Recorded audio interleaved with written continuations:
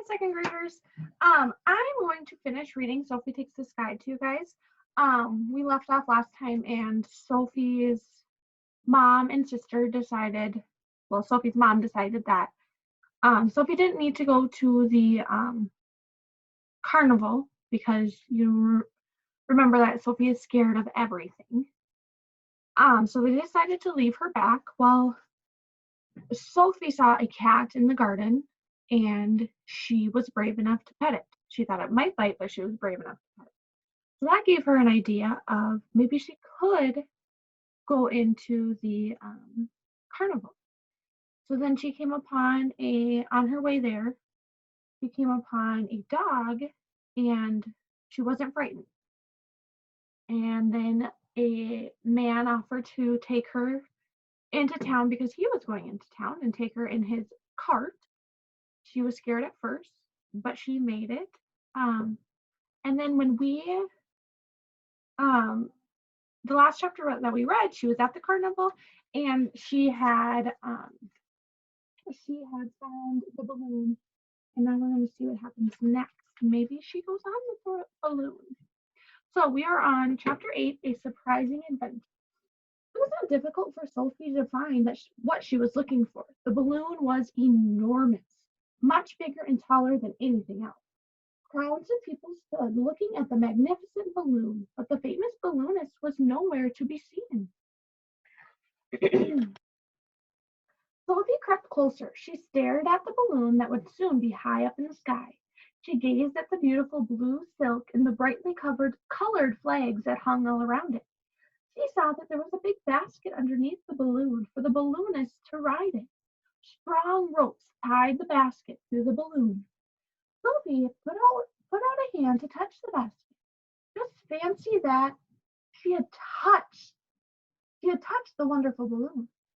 But it would be even better if she was brave enough to slip inside the basket. Then she'd be able to tell Flora that scaredy cat Sophie had climbed into the very balloon that would soon travel up into the sky.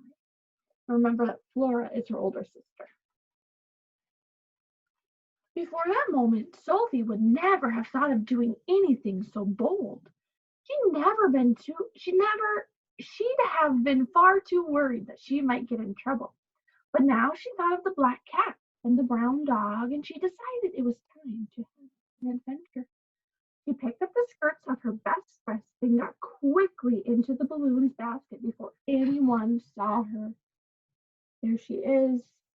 She's trying to be brave and less frightened of everything and less scared of everything. There, she thought. Just wait until Flora hears that I've been inside the marvelous balloon. She was about to climb out again when she heard loud voices and a burst of music. Uh-oh, what's going to happen?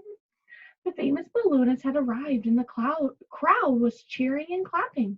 Sophie dived quickly behind some sacks. She peeped out to see the balloonist climbing into the basket. He was beautifully dressed and just as handsome as on the poster. So she's still in the balloon as the balloonist is getting in. Behold my wonderful balloon, he called to the crowd. Witness the wonder of flight. Sophie felt the balloon give a sudden lurch. She saw that the balloonist had untied the ropes that kept the balloon fixed to the ground. All at once, the hot air balloon began to rise up into the air. So there's the balloonist in his balloon, and Sophie is still in there. Chapter 9. Sophie flies high. The balloon rose higher and higher and swung from side to side. Sophie was so frightened that she didn't know what to do. She'd never been so scared in her life. Not mice, nor spiders, nor thunderstorms, nor even monsters under the bed could ever be as terrifying as this. The balloon gave another lurch. Her heart pounded and she trembled all over. It was all she could do not to scream out loud. But after a moment or two, the wild noise of the crowds and the music began to fade away. Soon, all Sophie could hear was the sound of wind in her ears. The balloon was no longer lurching to and fro. Instead, it was lifting smoothly and steadily. Everything was still and peaceful. She peeped out from her hiding place and saw that they were high up in the air, floating through the sky. It was so beautiful that all at once she forgot to be frightened. She had never known anywhere so perfectly quiet and calm. She felt light, as though she had left all her fears and her worries on the ground behind her. There's Sophie in the balloon. Wonderful, she whispered.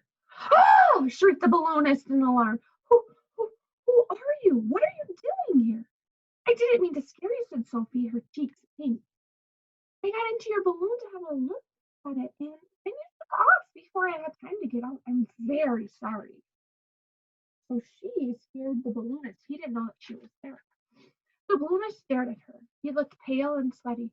You almost frightened me to death, he exclaimed and patted her brow with a large spotty silk handkerchief.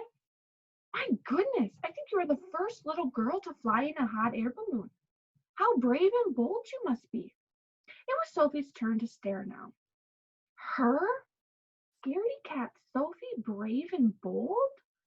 Well, since you're here and you can't get out now, you'd better make the most of your balloon ride, said the balloonist. Come over here and look.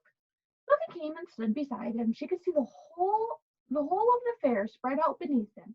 The colored tents, the stalls, the big whirling wheel, and all the people gazing up at the balloon. She could see a tall figure that might be Mama, and at her side a smaller figure that could be Flora. And could that be Pierre with his brown dog beside him? She waved her hand to them all, even though she knew they would never be able to see her from so far away. So there's a picture of the balloon flying over the carnival. I'm wondering though, since her sister can't see her, are they going to believe her that she was up in this hot air balloon? The balloon rose up still higher. Sophie stared at the people growing smaller and smaller, and then she stared out at the wide, wonderful blue sky. Together, she and the balloonist stood in silence as they enjoyed the stillness and the wind on their faces while the balloon climbed up and up toward the clouds. Chapter 10. Blue Sky Dreams. Sophie could have stayed up in the sky for a long, long time. But at least her new friend said their flight had to come to an end, and he piloted the balloon slowly down to the field very close to the fair. It felt strange to be back on the ground with grass beneath her feet. Oops, pages. There we go. Better not tell anyone that you went up in the balloon, said the balloonist. If they find out, they'd all want to turn. And if you don't mind, I'd rather you didn't say anything about me screaming like that, he added, looking red in the face. It wouldn't be very good for my image if people knew that I'd been so scared of a little girl. Sophie nodded. She knew all about being scared, and she didn't mind keeping her amazing balloon adventure a secret. Somehow that made it even more special. She thanked the balloonist and said goodbye, and then hurried back toward the fair. It was as crowded and noisy as ever, but she walked lightly now. It felt as if she was skipping through the clouds. Before long, she saw Flora and her friends. They were eating lollipops and cakes. Sophie, yelled Flora, what are you doing here? Pierre told us you'd come, but we didn't believe him, said Julie, her eyes round. Weren't you scared coming to the fair all by yourself? Asked Felix. So there she is, meeting up with her friends. Well, I was a bit, said Sophie, but I thought it would be an adventure. Did you see the balloon flight? Wasn't it incredible? Wasn't the balloonist brave? Asked Flora. Sophie could see the balloonist in the distance. He had excited fans all around him, and they were telling him how brave he was. He saw Sophie looking at him and gave her a quick wink. Oh, yes, I saw the balloon, she said. It was wonderful. But now I'm going for a ride on the whirling wheel. Who wants to come with me? I do. All three of them shouted. Mama and Pierre watched and waved from the ground as the whirling wheel carried them high into the air. The others screamed, but for once Sophie didn't feel even the smallest bit scared. Being up high made her remember how it had felt to float through the air in the marvelous blue balloon. She thought again of how light she had felt in the stillness of the sky.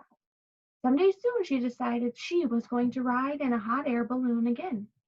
Perhaps one day she might even become a balloonist herself. It was such a wild idea that she laughed out loud. There's again another picture of the carnival. As the whirling wheel lifted her upward, Sophie was smiling.